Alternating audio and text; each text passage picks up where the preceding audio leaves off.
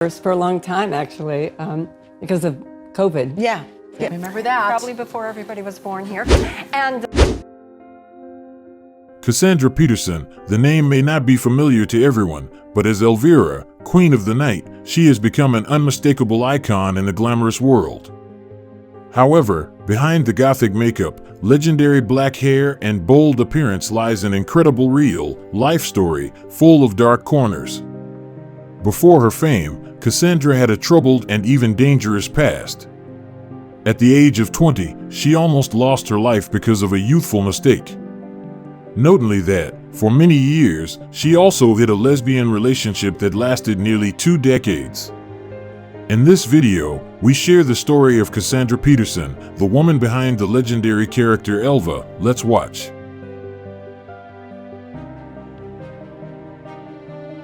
From a very young age, Cassandra was different. While other children dreamed of princesses and fairy tales, she was captivated by monsters, zombies, and the supernatural. That strange passion began at age 8, when her cousin took her to see the horror film House on Haunted Hill. From that moment, Cassandra knew she didn't belong in the ordinary world. She was born to live in horror and mystery. But being different always comes with a cost.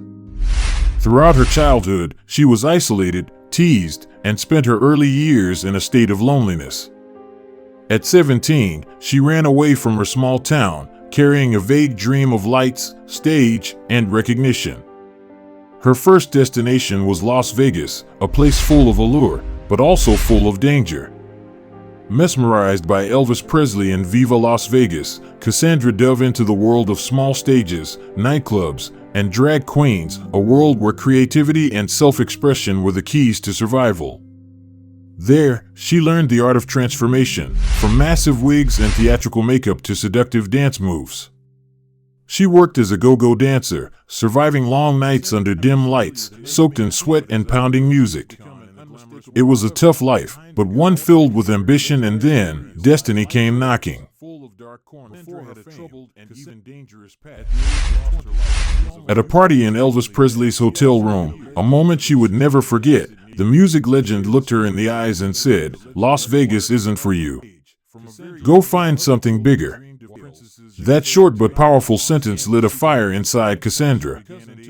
For the first time, she dared to believe she was meant for more, and so, her dream of acting began to take shape. In 1971, she landed her first role, a small part as a stripper in the James Bond film Diamonds Are Forever. It wasn't a lead, but for Cassandra, it was the first golden ticket into the world of international cinema. From a girl once living on the fringes of society, Cassandra Peterson transformed herself into Elvira, a bold, mystical, and irreplaceable icon. But to bask in the spotlight, she had to walk through many shadows, and it was those very shadows that forged the strength and depth of a cultural legend who continues to shine through time.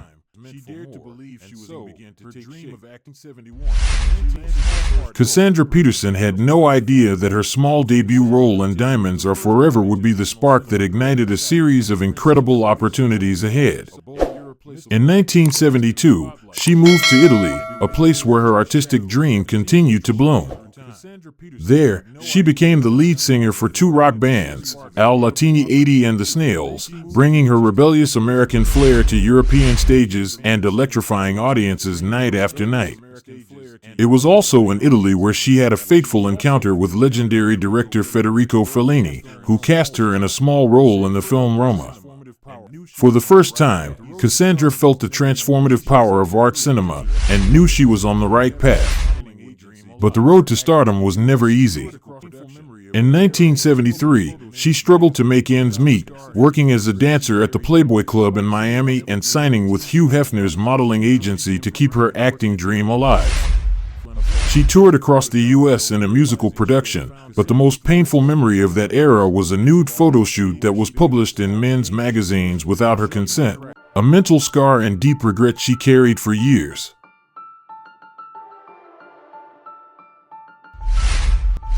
Despite the chaos of her life, Cassandra never gave up. In 1979, she joined the improvisational comedy group The Groundlings and began shaping a quirky character. a fast-talking, flamboyantly dressed valley girl, the early prototype of Elvira.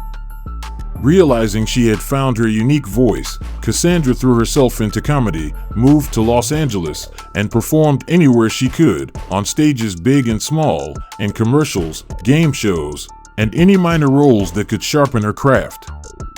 Yet, the spotlight remained elusive, and she came dangerously close to giving up. Until, in 1981, fate knocked once more. At the age of 30, when most aspiring stars had already left Hollywood, Cassandra received a phone call from a friend about a local TV station looking for a new host for a late-night horror show. It was a role that blended horror and comedy, a perfect fit for Cassandra's personality and experience. On September 26, 1981, Elvira made her official television debut with her trademark greeting, "Hello, darling," and her mischievous, tongue-in-cheek humor. What was expected to be a one-week experiment quickly exploded into a pop culture phenomenon. Cassandra was invited to appear on The Tonight Show with Johnny Carson, and Elvira Halloween costumes sold out nationwide. But success never comes without challenges. From the very first episodes, the show faced backlash. Mila Nurmi, the original actress who played Vampira, publicly criticized the project and claimed Cassandra wasn't worthy of inheriting the iconic role. Still, Cassandra didn't falter.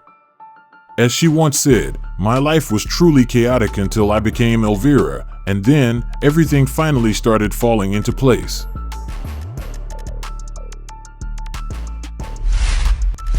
Despite the fierce initial controversy, the show changed the character's name from Daughter of Vampira to Elvira and rewrote the entire script to ensure clear distinction.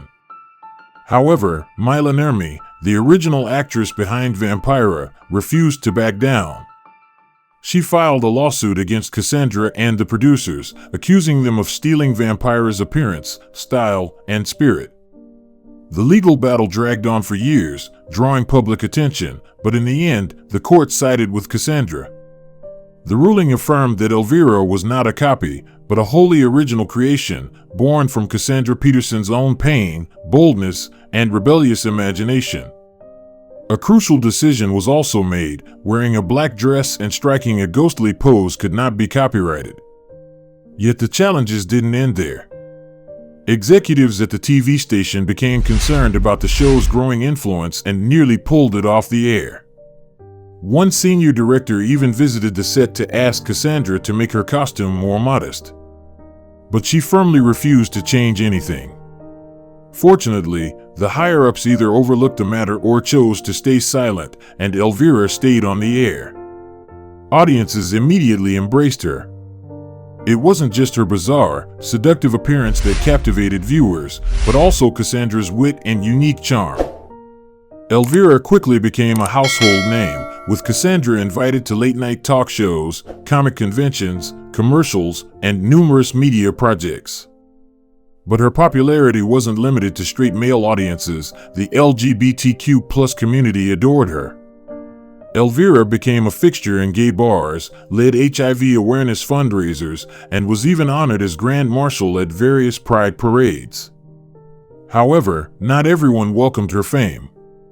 Conservative groups in the Bible Belt harshly criticized Elvira's screen presence, claiming she was overly sexualized and filled with inappropriate horror themes. Yet instead of slowing her down, the backlash only amplified Cassandra's reach. When one station censored her billboard by placing a black bar across her image, public outcry erupted, and Elvira's popularity soared even more. She had become an unstoppable cultural icon. Still, amid all the success, Cassandra continued to face deep personal challenges, burdens hidden behind the makeup and stardom that few truly understood.